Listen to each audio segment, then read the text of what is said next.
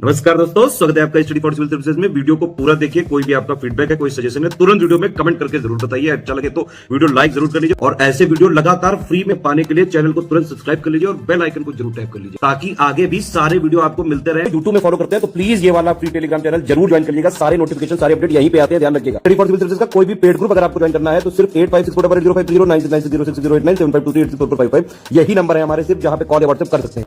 Instagram पे हमारा page जरूर फॉलो कर लीजिएगा, स्टडी फॉर सिविल .सर्विसेज है। ट्विटर पे हमको जरूर फॉलो कर लीजिएगा, @study for civils है। सारे क्वेश्चन अटेम्प्ट करिए और स्कोर अपना तुरंत कमेंट करके बताइए। नमस्कार दोस्तों, आप सभी का स्वागत है स्टडी फॉर एग्जाम्स में। दोस्तों, आज से हम लोग यूपीपीएससी एपीएस के जो पहला पेपर आयोजित होगा ऑब्जेक्टिव सामान्य ज्ञान का, उसके लिए हम लोग टॉप 50 की एक सीरीज शुरू कर रहे हैं और यह इस सीरीज का पहला वीडियो है। वीडियो शुरू करने से पहले मैं बताना चाहता हूँ, यूपीएससी आरओ बीओ एपीएस सहित हमारे कई पेड ग्रुप चल रहे हैं। अगर आप इन पेड ग्रुप से जुड़ना चाहते हैं तो ये हमारे दिए गए नंबर है, इस पर कॉल या व्हाट्सएप करके जो है पूरी जानकारी प्राप्त कर सकते हैं। तो आइए हम लोग देखते हैं पहला प्रश्न। केंद्रीय प्रदूषण नियंत्रण बोर्ड द्वारा स्वच्छ वायु सर्वेक्षण 2023 में 10 लाख से अधिक आबादी वाले शहरों की श्रेणी में पहला स्थान किस शहर को दिया गया है? आगरा, भोपाल, श्रीनगर या इंदौर? तो यह जो इंडेक्स है इसे केंद्रीय प्रदूषण नियंत्रण बोर्ड ने इसे जारी किया है और 10 लाख से अधिक आबादी वाले शहरों की लिस्ट में जो है पहला जो स्थान मिला है वो अपना इंदौर को पहला स्थान प्रदान किया गया है। दूसरे स्थान पर आपका आगरा है, तीसरे स्थान पर ठाणे है, ठाणे जो है वो आपका तीसरे स्थान पर है, चौथे स्थान पर आपका श्रीनगर है और पाँचवें स्थान पर आपका भोपाल है। तो पहले स्थान पर आपका इंदौर है। इसका जो ऑप्शन डी है वो आपका सही है। रानी की वाव किसने बनवाया है? उदयामती, भानुमती, महिष्मती या शकुंतला? भीमदेव सोलंकी के स्मारक के रूप में जो है गुजरात में उदयामत ने जो है रानी के वाव का निर्माण करवाया है और यह जो है गुजरात के पाटन में है, गुजरात के पाटन में है। इसका जो ऑप्शन ए है वो आपका सही है और रानी की वाव का जो चित्र है वो हमारे जो 100 रुपये का नोट है उस पे जो है अंकित है। आते हैं अगला प्रश्न लोग। यहाँ पर आपको सुमिलित करना है। एक तरफ समितियाँ दी गई है, दूसरी तरफ स्थापन वर्ष दिया गया है। इसके लिए 4 ऑप्शन दिया गया, आप लोग ऑप्शन पढ़ लीजिए। P K Thungon, Ashok Mehta, B R Mehta, L M Singhvi. 1957, 1986, 1977, 1988। Panchayati Raj व्यवस्था को शक्तिशाली बनाने के लिए इन समितियों का निर्माण किया गया था। पी के थुंगन जो समिति है इसका जो निर्माण किया गया था वह वर्ष 1988 में किया गया था। अशोक मेहता समिति का निर्माण जो है वर्ष 1970 में किया गया था। बी आर मेहता का निर्माण वर्ष 1957 में किया गया था और एल एम सिंघवी का जो समिति का गठन किया गया था वो आपका 1986 में किया गया था। इस प्रकार जो है इसका जो आंसर डी है वो आपका सही है। पी के थुंगन समिति ये आपका 1988, अशोक मेहता 1977, बी आर मेहता आपका 1957 और एल एम सिंघवी आपका 1986 में इसका गठन किया गया था। भारतीय अंतरिक्ष अनुसंधान संगठन, जिसे हम लोग इसरो नाम जानते हैं, इसने चंद्रयान 3 मिशन को कब लॉन्च किया था? 12 जुलाई 2023, 14 जुलाई 2023, 20 जुलाई 2023 या 22 जुलाई 2023? इसरो ने जो है चंद्रयान 3 मिशन को 14 जुलाई 2023 को लॉन्च किया था और यह जो है चांद के दक्षिणी छोर पर पहुंचता है आपका 23 अगस्त को। 23 अगस्त को जो है चंद्रयान 3 चंद्रमा के दक्षिणी ध्रुव पर पहुंचता है और जिस स्थान पर लैंड करता है लैंडर, उसे शिव शक्ति के नाम से जाना जाता है। शिव शक्ति उसका नामकरण किया गया है। इससे पहले चंद्रयान 2 जो लॉन्च किया गया था और जहां पर उसने अपना कदम रखा था उसे तिरंगा पॉइंट के नाम से जाना जाएगा। तिरंगा पॉइंट शिव शक्ति जो है जाना जाएगा जहां पर लैंडर ने लैंड किया है चंद्रयान 3 का। आते हैं अगला प्रश्न लो। A little book of India celebrating 75 years of independence नामक पुस्तक किसने लिखी है? रस्किन बॉन्ड, किरण बेदी, सुभाष गर्ग या जयंत घोषाल? तो यह जो पुस्तक लिखी है वो आपके रस्किन बॉन्ड ने लिखी है। ए little book of India celebrating 75 years of independence जो पुस्तक है ये रस्किन बॉन्ड ने लिखा है। राष्ट्रीय खेल पुरस्कार 2022 के संदर्भ में यहाँ पर 3 स्टेटमेंट दिया गया है। आपको बताना है कौन सा स्टेटमेंट जो है सही है। 2022 में टेनिस खिलाड़ी शरद कमल अचंत को मेजर ध्यानचंद खेल रत्न अवार्ड मिला है। इस वर्ष कुल 25 खिलाड़ियों को अर्जुन पुरस्कार दिया गया है। खेल रत्न पुरस्कार वर्ष 1991 में स्थापित किया गया था। आपको बताना है कौन सा स्टेटमेंट सही है। इसका जो पहला स्टेटमेंट वह गलत है, क्योंकि शरद कमल अचंत जो है यह टेबल टेनिस प्लेयर हैं। यह टेबल टेनिस प्लेयर हैं। जल्दीबाजी में आप लोग आंसर गलत कर दिए होंगे। यह टेबल टेनिस प्लेयर हैं और इन्हें जो है मेजर ध्यानचंद खेल रत्न अवार्ड मिला है 2022 में। बाकी 25 खिलाड़ियों को अर्जुन पुरस्कार मिला, यह भी स्टेटमेंट सही है। और खेल रत्न पुरस्कार की जो स्थापना हुई है वह वर्ष 91-92 में इसको स्थापित किया गया है। इस प्रकार जो है इसका जो ऑप्शन बी है केवल 2 और 3 जो है आपका सही होगा। आते हैं अगला प्रश्न लोग। 1857 के विद्रोह और स्थान के संदर्भ में आपको बताना है कौन सही सुमिलित नहीं है। कुंवर सिंह बिहार, मौलवी अहमदुल्ला फैजाबाद, तात्या टोपे ग्वालियर, लियाकत अली लखनऊ। तो कौन सही सुमिलित नहीं, आपको बताना है। कुंवर सिंह ने बिहार से नेतृत्व किया था, मौलवी अहमदुल्ला आपके फैजाबाद से नेतृत्व किए थे, तात्या टोपे ने ग्वालियर से, और लियाकत अली जो है यह इलाहाबाद से इसका नेतृत्व किया था 1857 विद्रोह के। और लखनऊ से जो मतलब आपके नेतृत्व की थी वो बेगम हजरत महल जी थी। बेगम हजरत महल जो है वो लखनऊ से 1857 विद्रोह का नेतृत्व की थी। लियाकत अली जी ये इलाहाबाद से थी। यहाँ पर 2 स्टेटमेंट दिया गया है। विटामिन बी और सी वसा में घुलनशील होते हैं। दूसरा स्टेटमेंट विटामिन ए, डी, ई, के पानी में घुलनशील है। आपको बताना है कौन सा स्टेटमेंट सही है। केवल 1, केवल 2, दोनों, ना तो 1 ना ही 2। इसके जो दोनों स्टेटमेंट है वह आपस में इंटरचेंज हो गए हैं। दोनों स्टेटमेंट जो आपके गलत हैं। इसका जो ऑप्शन डी है वो आपका सही है। विटामिन बी और सी जो है यह पानी में घुलनशील है, और विटामिन ए, डी, ई के जो है यह वसा में घुलनशील है। यहाँ पर इंटरचेंज कर दीजिए तो ये आपका स्टेटमेंट सही हो सकता है। लेकिन यहाँ पर पूछा कौन सा सही है, तो ना ही 1 सही है ना ही दोनों सही है। तो इसका जो ऑप्शन डी है वो आपका सही है। बी सी यह पानी में घुलनशील है, और ए, डी, ई के आपका वसा में घुलनशील विटामिन है। इसका जो ऑप्शन डी है वो आपका सही है। बन्नी ग्रासलैंड रिजर्व कहाँ पाए जाते हैं? गुजरात में, राजस्थान में, मध्य प्रदेश में या हिमाचल प्रदेश में? बन्नी जो ग्रासलैंड है यह गुजरात के कच्छ जिले में दलदली जगह में पाए जाते हैं। तो यह आपके गुजरात में पाया जाता है बन्नी ग्रासलैंड रिजर्व। इसका जो ऑप्शन ए है वो आपका सही है। पुरुष वर्ग में ऑस्ट्रेलियन ओपन 2023 का विजेता कौन बना है? नोवाक जोकोविच, स्टेफनोस सितसपास, रोजर फेडरर या अलकराज? सर्बिया खिलाड़ी नोवाक जोकोविच ने जो है पुरुष वर्ग में ऑस्ट्रेलिया ओपन 2023 जो है जीत लिया है, और इन्होंने फाइनल में स्टेफनोस सितसिपास को जो है हराया फाइनल में। और यह जो आपके ग्रीस के खिलाड़ी हैं, और नोवाक जोकोविच ये आपके सर्बिया के खिलाड़ी हैं। खिलाड़ियों के देश को भी आप लोग नोट करते चलेगा। परीक्षा में यहाँ से भी प्रश्न पूछे जा रहे हैं और आगे भी पूछे जा सकते हैं। यहाँ पे एक तरफ किताब लिखी गई है, दूसरी तरफ लेखक दिए गए हैं। आपको सही सुमिलित करना है। Lal Salaam, the hero of Tiger Hill, Ambedkar a life, Kitabul Hind, सच थरूर, योगेंद्र सिंह यादव, अलबरूनी, स्मृति ईरानी। इसके लिए 4 ऑप्शन दिया गया, आप लोग ऑप्शन पढ़ लीजिए। लाल सलाम जो पुस्तक है यह केंद्रीय मंत्री स्मृति ईरानी लिखा है। The hero of tiger hills जो पुस्तक है यह योगेंद्र सिंह ने लिखी है। अम्बेडकर ए लाइफ ये जो पुस्तक है यह सच थरूर ने लिखी है, और किताबुल हिंद जो पुस्तक है यह आपके अलबरूनी ने लिखी है। इस प्रकार जो है इसका जो ऑप्शन सी है वो आपका सही है। लाल सलाम स्मृति ईरानी ने लिखा है। द हीरो ऑफ टाइगर हिल जो पुस्तक यह योगेंद्र सिंह यादव ने लिखी है। अम्बेडकर ए लाइफ ये आपके सच थरूर ने लिखी है, और किताबुल हिंद की रचना आपके अलबरूनी ने की है। तो सी ऑप्शन आपका सही है। सिंधु नदी की सहायक नदियों को जो है उत्तर से दक्षिण की तरफ जो है आपको क्रम चुनना है। चिनाब, रावी, ब्यास, झेलम दिया गया। इसका 4 ऑप्शन दिएगा, आप लोग ऑप्शन पढ़ लीजिए। जैसा कि हम लोग जानते हैं कि सिंधु की सहायक नदियों में आपका चिनाब है, रावी है, ब्यास है, झेलम, ये सभी जो है सिंधु की सहायक नदियाँ हैं। यहाँ पे आपको आसानी समझने के लिए यहाँ पे मैप का प्रयोग किया गया है। झेलम, चिनाब, रावी, ब्यास, यह इसका क्रम है। और यह जो क्रम आपका ऑप्शन बी में दिया गया है, झेलम, चिनाब, रावी, ब्यास, इसका जो ऑप्शन बी है वो आपका सही है। हाल ही में फार्मूला ई चैंपियनशिप का आयोजन कहाँ किया गया था? पुणे, भुवनेश्वर, भोपाल या हैदराबाद?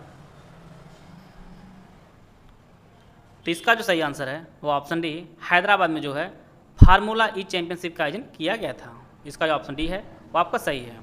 पुरुष हॉकी विश्व कप का खिताब 2023 किस टीम ने जीता है? भारत, जर्मनी, कनाडा या चीन? पुरुष हॉकी विश्व कप खिताब 2023 का जो आयोजन है यह भारत के ओडिशा में इसका आयोजन किया गया है। और इसमें जो है फाइनल में जर्मनी ने पेनाल्टी शूट आउट में जो है बेल्जियम को हराकर जो है इसे जीता है। इसे जो है जर्मनी ने जीत लिया है पुरुष हॉकी विश्व कप का खिताब 2023 को। इसका जो ऑप्शन बी है वो आपका सही है। और 17 साल बाद जो है जर्मनी ने पुरुष हॉकी विश्व कप का खिताब जीता है। Wisden cricketer of the year 2023 की लिस्ट में किस भारतीय महिला क्रिकेटर को शामिल किया गया है? स्मृति मंधाना, अरुंधति रेड्डी, हरमनप्रीत कौर या तान्या भाटिया? तो Wisden cricketer of the year 2023 की लिस्ट में जो है टोटल 5 खिलाड़ियों को जोड़ा गया है और उसमें एकमात्र भारतीय महिला क्रिकेटर जो आपके वह हरमनप्रीत कौर है। इसका जो ऑप्शन सी है वो आपका सही है। और इनके साथ जो है न्यूजीलैंड की टॉम ब्लेंडेल, डेरिल मिचेल और अन्य जो 2 खिलाड़ी आपके इंग्लैंड की हैं वो बेन फॉक्स और मैथ्यू पॉट्स जो है ये आपके इंग्लैंड के। टोटल 5 खिलाड़ियों को जोड़ा गया है Wisden cricketer of the year 2023 की लिस्ट में। BBC Indian sports women of the year 2022 से किसे सम्मानित किया गया है? मीराबाई चानू, हिमा दास, स्मृति मंदाना या MC Mary Kom? BBC Indian sports women of the year 2022 से जो है मीराबाई चानू को सम्मानित किया गया है। और यह जो है टोक्यो ओलंपिक में इन्होंने रजत पदक जीता था और यह एक भारोत्तोलक हैं और यह आपके मणिपुर के रहने वाले हैं। मीराबाई चानू ये आपके मणिपुर की रहने वाली हैं और लगातार इन्होंने दूसरी बार BBC Indian sports women of the year का अवार्ड जीता है। इससे पहले इन्होंने 2021 में भी जीता था। इसका जो ऑप्शन ए है वो आपका सही है। ईरानी कप 2023 का खिताब किस टीम ने जीता है? शेष भारत, मध्य प्रदेश, कर्नाटक या विदर्भ? ईरानी ट्रॉफी 2023 का जो खिताब है वह शेष भारत ने जीता है और इन्होंने फाइनल में जो आपके मध्य प्रदेश को हराया था। इसका जो ऑप्शन ए है वो आपका सही है। धन विधेयक के अतिरिक्त एक विधेयक को जो विधानसभा में प्रथम बार पारित कर दिया हो, विधान परिषद कितने माह तक पड़ा रह सकता है? यहाँ पर 4 ऑप्शन दिया गया, आप लोग ऑप्शन पढ़ लीजिए। विधान परिषद टोटल जो है 3 माह से अधिक तक समय तक जो है नहीं रह सकता है। इसका जो ऑप्शन सी है वो आपका सही है। थोड़ा सा यहाँ पर विशेष रूप से धन विधेयक के बारे में जान लेते हैं। धन विधेयक का जो वर्णन वो आपका आर्टिकल 110 में इसका वर्णन किया गया है और लोकसभा में जो पारित होकर धन विधेयक जब राज्यसभा में जाता है तो राज्यसभा इसे अधिकतम 14 दिन के लिए रोक सकती है। अगर इससे पहले अगर नहीं राज्यसभा आगे प्रोसेस करती है तो उसे जो है यहाँ से पारित मान लिया जाता है राज्यसभा से। इसका जो ऑप्शन सी है वो आपका सही है। गणतंत्र दिवस समारोह 2023 में मुख्य अतिथि किस देश के राष्ट्रपति अब्देल फतेह अल सीसी थे? फिलीपींस, इजराइल, कतर या मिस्र? भारत ने अभी हाल ही में जो है 74वां गणतंत्र दिवस मनाया है जनवरी 2023 में 26 जनवरी को और इसके जो मुख्य अतिथि रहे हैं वह मिस्र के राष्ट्रपति अब्देल फतेह अल सीसी रहे हैं। इसका जो ऑप्शन डी है वो आपका सही है। यहाँ पर 2 स्टेटमेंट दिया गया है, इसमें आपको बताना कौन सा स्टेटमेंट सही है। न्यायमूर्ति प्रकाश श्रीवास्तव को NGT अध्यक्ष के रूप में नियुक्त किया गया है। राष्ट्रीय हरित अधिकरण की स्थापना 2009 में हुई थी। केवल एक सही है, 2 सही है, दोनों सही है, इनमें से कोई नहीं सही है।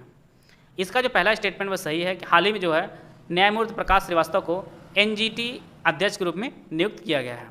दूसरा जो स्टेटमेंट वो गलत है क्योंकि राष्ट्रीय हरित अधिकरण की स्थापना जो है वह है 18 अक्टूबर 2010 में इसकी स्थापना हुई थी और यह जो है पर्यावरण संरक्षण से जुड़े मामले को देखता है। तो इसकी जो स्थापना आपका 2010 में हुई थी। तो केवल एक आपका इसका सही आंसर होगा। आते हैं अगला प्रश्न लोग। निम्नलिखित कथनों पर विचार कीजिए और नीचे दिए गए कोट से सही उत्तर चुनिए। भारत एक लोकतांत्रिक देश है।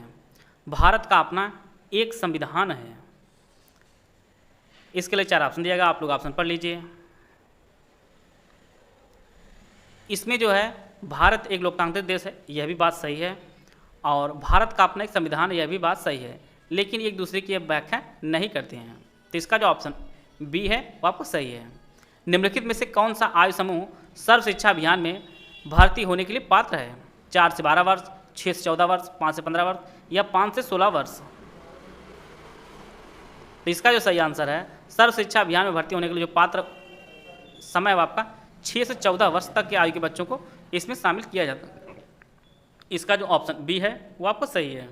इसके लिए जो संविधान में 86वां संविधान संशोधन वर्ष 2002 में जो है इसके माध्यम से संविधान में 21A जोड़ा गया है। इसका जो ऑप्शन बी है वो आपका सही है। सर्व शिक्षा अभियान के लिए जो उम्र सीमा आपके 6 से 14 वर्ष के है। मानव शरीर में पसलियों की संख्या कितनी होती है? 14, 10, 12 या इनमें से कोई नहीं? जल्दबाजी में इसका उत्तर आप लोग मैक्सिमम लोग गलत दे सकते हैं। पसलियों जो कुल संख्या होती है वो आपकी टोटल 24 होती है, या आपकी 12 जोड़ी होती है।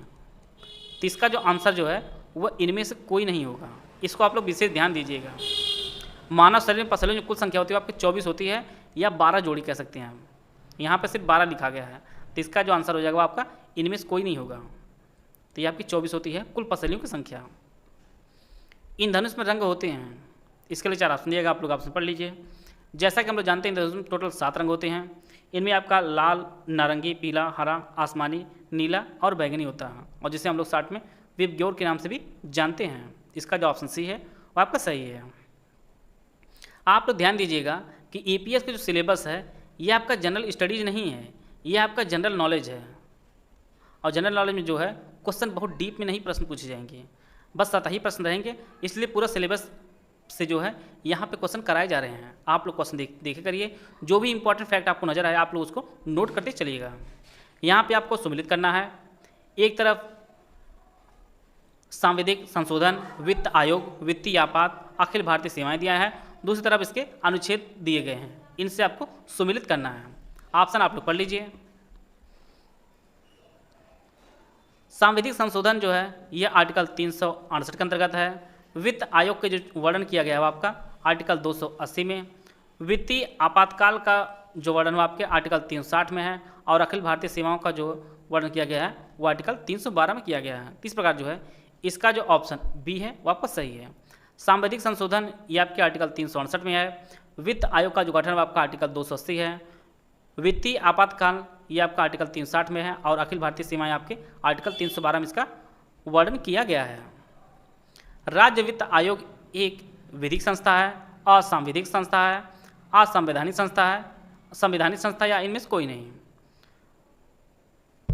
राज्य वित्त आयोग जो है एक संवैधानिक संस्था है। इसका जो ऑप्शन सी है वो आपका सही है।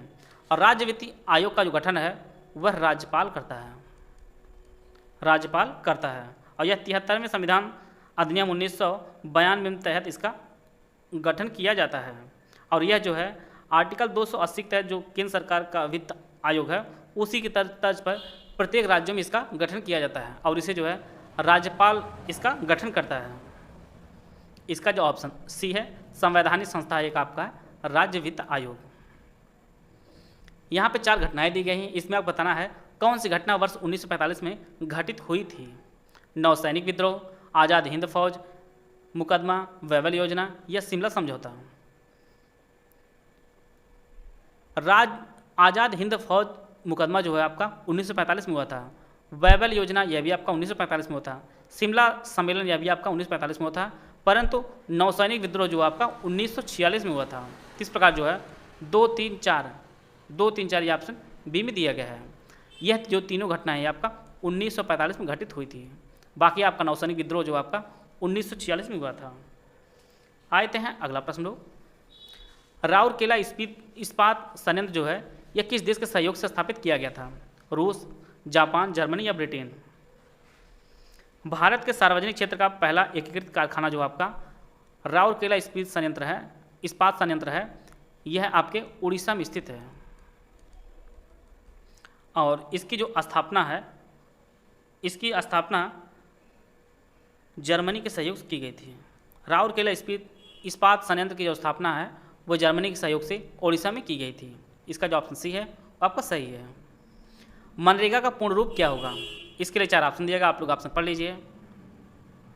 मनरेगा का जो फुल फॉर्म होता है वह महात्मा गांधी राष्ट्रीय ग्रामीण रोजगार सृजन अधिनियम इसका फुल फॉर्म होता है और यह जो है वर्ष 2005 में इसे लाया गया था मनरेगा का। और इसके तहत जो है पात्र व्यक्ति को जो है 100 दिन का रोजगार प्रदान किया जाता है सरकार द्वारा। महात्मा गांधी राष्ट्रीय ग्रामीण रोजगार सृजन अधिनियम जो आपका 2005 का है। इसका जो ऑप्शन सी है वो आपका सही है। भारत में कोयला का सबसे अधिक उत्पादन कहाँ किया जाता है? गोंडवाना क्रम की चट्टान में, धारवाड़ क्रम की चट्टान में, कुटप्पा क्रम की चट्टान में या विंध्य क्रम की चट्टानों में? भारत में जो है कोयले का सबसे अधिक उत्पादन जो होता है वो आपके गोंडवाना क्रम की चट्टानों में होता है। इसका जो ऑप्शन ए है वो आपका सही है। राजघाट बांध किस नदी पर स्थित है? बेतवा, रामगंगा, गोमती या घाघरा? राजघाट जो बांध है ये आपकी बेतवा नदी पर स्थित है। इसका जो ऑप्शन ए है वो आपका सही है और यह आपके ललितपुर में स्थित है। ललितपुर में स्थित आपका राजघाट बांध और इसकी जो नींव रखी गई थी वो वर्ष 1971 में इसकी नींव रखी गई थी और इसकी नींव प्रधानमंत्री इंदिरा गांधी ने इसकी नींव रखी थी। राजघाट बांध की ललितपुर में बेतवा नदी पर यह स्थित है और बेतवा नदी आपके यह यमुना की सहायक है और यह नदी जो है हमीरपुर ज़िले में आकर मिलती है। हमीरपुर ज़िले में यमुना से बेतवा नदी आकर मिलती है। यह भी फैक्ट आप लोग नोट करते चलिएगा। हाल ही में काहिरा में आयोजित 2023 ISSF शूटिंग विश्व कप में रुद्राक्ष पाटिल ने कौन सा पदक जीता है? कांस्य, रजत, स्वर्ण या इनमें से कोई नहीं? मिस्र के काहिरा में आयोजन किया गया है 2023 ISSF शूटिंग विश्व कप का और इसमें जो है भारत के रुद्राक्ष पाटिल ने इसमें स्वर्ण पदक जीता है। इसका जो ऑप्शन सी है वो आपका सही है। जैसा कि हम लोग जानते हैं 10 प्रश्न आपके जो है 10 प्रश्न पूछे जाएंगे आपके पेपर में स्पोर्ट्स की और 10 प्रश्न आपके पूछे जाएंगे बुक्स एंड आथर्स से। तो यहाँ से प्रश्न थोड़ा ज़्यादा आपको देखने को मिलेंगे जिससे अधिक से अधिक सिलेबस आपका कवर हो सके। भारत के सर्वोच्च न्यायालय ने संविधान के आधारभूत ढांचे के सिद्धांत को स्पष्ट किया है। गोलकनाथवाद में, सज्जन सिंहवाद में, शंकर प्रसादवाद में या केशवानंद भारतीवाद में? तो संविधान के आधारभूत ढांचे के सिद्धांत को स्पष्ट किया सर्वोच्च न्यायालय ने, यह आपके केशवानंद भारतीवाद में। इसका जो ऑप्शन डी है वो आपका सही है। केशवानंद भारती बनाम केरल राज्य जो हुआ था केस हुआ था वह वर्ष 1973 में हुआ था। कभी कभी प्रश्न जो है यही आपको कालक्रम के अनुसार सजाने को भी दे सकता है। गोलकनाथ जो केस हुआ था आपका वो आपका 1967 में हुआ था। सज्जन सिंह केस जो हुआ था वो आपका 1964 में हुआ था। शंकरी प्रसाद वाद आपका 1951 में हुआ था और एक काफ़ी अलग जो काफ़ी फेमस है आपका मिनर्वा मिल, एक इसको भी आप लोग लिख लीजिए। मिनर्वा मिल्स जो वाद हुआ था वो आपका 1980 में हुआ था। 1980 में हुआ था। गोलकनाथ 1967, सज्जन सिंह 1967, शंकरी प्रसाद वाद आपका 1951 में हुआ था। मिनर्वा मिल्स आपका 1980 और केशवानंद भारती आपका 1973 में हुआ था। एक तरफ यहाँ पे भौतिक राशियाँ दी गई, दूसरी तरफ मात्रक दिए गए हैं। उसके संदर्भ में आपको बताना है कौन सही सुमिलित नहीं है। दाब डाइन, विद्युत धारा एम्पियर, बल न्यूटन और द्रव्यमान किलोग्राम। इसका जो सही आंसर है दाब का जो मात्रक है वो आपका डाइन नहीं होता है। दाब का मात्रक आपका पास्कल होता है, बाकी सभी सुमिलित हैं। विद्युत धारा का मात्रक एम्पियर होता है, बल का मात्रक न्यूटन होता है, द्रव्यमान का मात्रक आपका किलोग्राम होता है। जौनपुर के अटाला मस्जिद की नींव किसने डाली थी? फिरोज शाह तुगलक, इल्तुतमिश, इब्राहिम शाह या कुतुबुद्दीन ऐबक? जौनपुर में जो है अटाला मस्जिद की जो नींव है वह फिरोज शाह तुगलक ने डाली थी। इसका जो ऑप्शन ए है वो आपका सही है। इसने जो है 1393 में इसकी नींव डाली थी और बाद में जो है 1408 में इब्राहिम शाह सरकी ने इसे पूरा करवाया था। तो इसका जो ऑप्शन ए है वो आपका सही है। विक्रमशिला विश्वविद्यालय किसके द्वारा स्थापित किया गया था? गोपाल, धर्मपाल, देवपाल या उदयन? विक्रमशिला विश्वविद्यालय जो है यह प्रसिद्ध शिक्षा केंद्र रहा है और यह वर्तमान के बिहार के भागलपुर जिले में स्थित है और यह जो है आपके 8वीं शताब्दी में धर्मपाल ने इसको जो है स्थापित करवाया था। इसका जो ऑप्शन बी है वो आपका सही है। धर्मपाल ने जो है विक्रमशिला विश्वविद्यालय की स्थापना की थी। इमामबाड़े का निर्माण किसने करवाया था? आसफुद्दौला, शहादत अली खां, शुजाउद्दौला या सफदरजंग? इमामबाड़ा जो है यह लखनऊ में स्थित है और इसका निर्माण अब आपका आसफुद्दौला ने करवाया था 1784 में। इमामबाड़े का निर्माण इसे भूल भुलैया के नाम से भी कुछ लोग जानते हैं। तो इसका जो ऑप्शन ए है वो आपका सही है। रिपब्लिक पुस्तक के लेखक कौन है? अरस्तु, प्लेटो, रूसो या लियो टॉलस्टॉय? रिपब्लिक जो पुस्तक है इसे प्लेटो ने लिखा है। इसका जो ऑप्शन बी है वो आपका सही है। और यह जो है प्लेटो जो है यह सुकरात का शिष्य था और अरस्तु का गुरु था।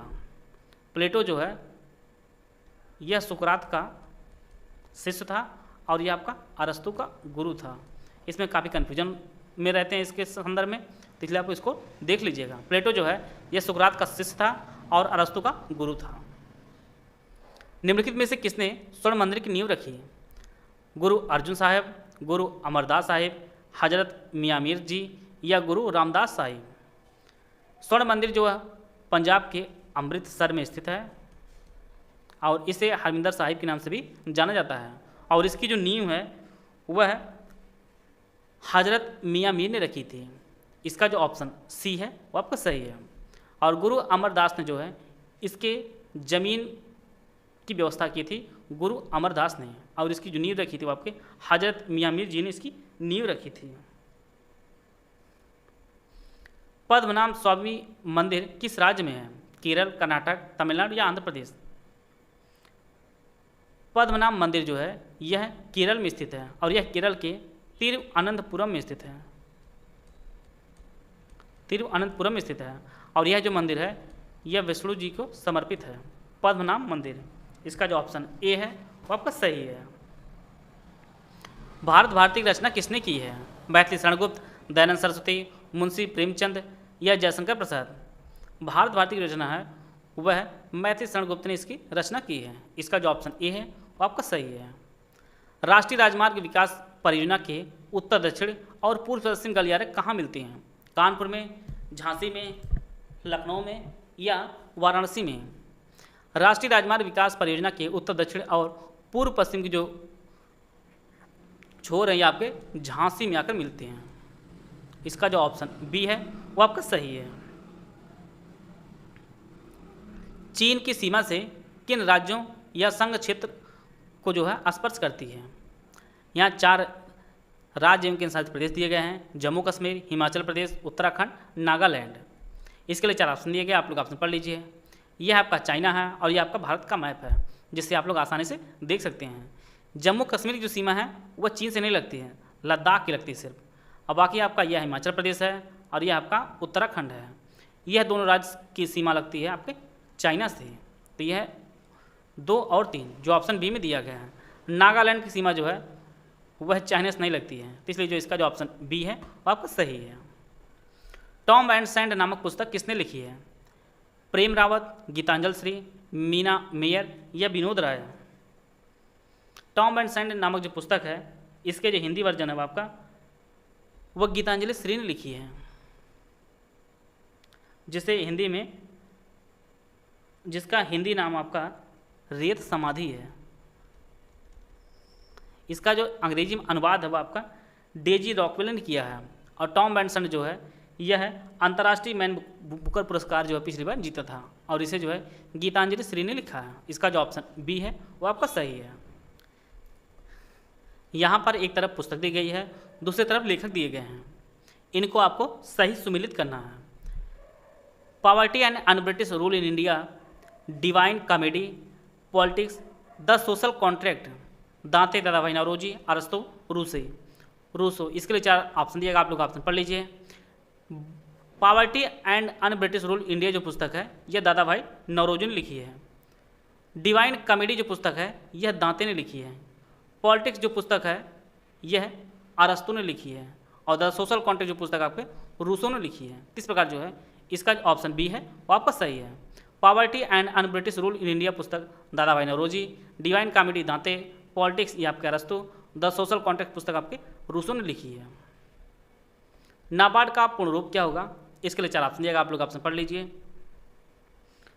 नाबार्ड का जो फुल फॉर्म होता है वह national bank for agriculture and rural development इसका फुल फॉर्म होता है। इसकी जो स्थापना की गई थी वह 12 जुलाई वर्ष 1982 में इसकी स्थापना की गई थी। इसका जो मुख्यालय आपका मुंबई में है और वर्तमान में जो इसके चेयरमैन है वो आपका साजी केवी जो है इसके वर्तमान चेयरमैन है नाबार्ड की। हाल ही में कैम्ब्रिज डिक्शनरी ने वर्ड ऑफ द ईयर 2022 किसे चुना है? परमाक्राइसिस, क्वारंटाइन, नोमोफोबिया या होमर।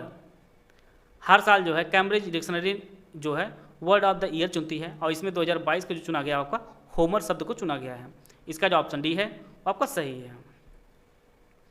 यहाँ पे भारत के 4 प्रमुख ऑपरेशन दिए गए हैं, आपको बताना है कौन सही सुमेलित नहीं है।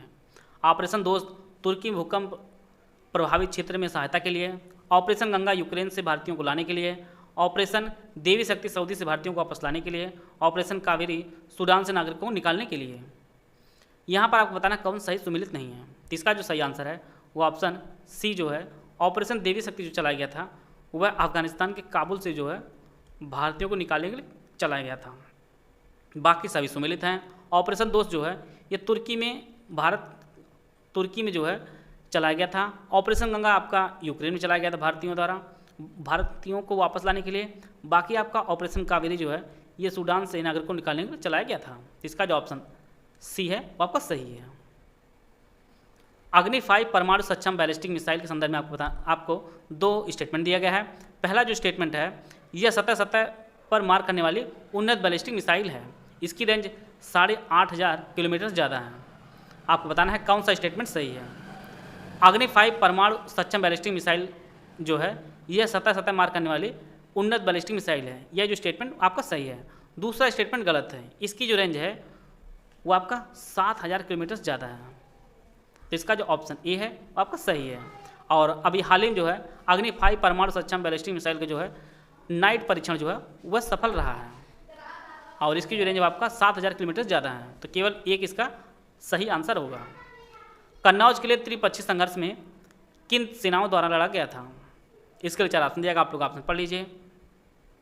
कन्नौज पर अधिकार करने की इच्छा जो है 3 त्रिपक्षीय संघर्ष हुआ था और इसमें आपका गुर्जर प्रतिहार, राष्ट्रकूट और पाल राजवंश था। इसका जो ऑप्शन बी है आपका सही है। कन्नौज के त्रिपक्षीय संघर्ष में गुर्जर प्रतिहार, राष्ट्रकूट और पाल राजवंश के शासक थे। इस प्रकार जो है आशा है आप सभी को बहुत कुछ जानने को मिला होगा। मिलते हैं हम लोग नेक्स्ट वीडियो में। वीडियो को पूरा देखने धन्यवाद। जय हिंद, जय भारत।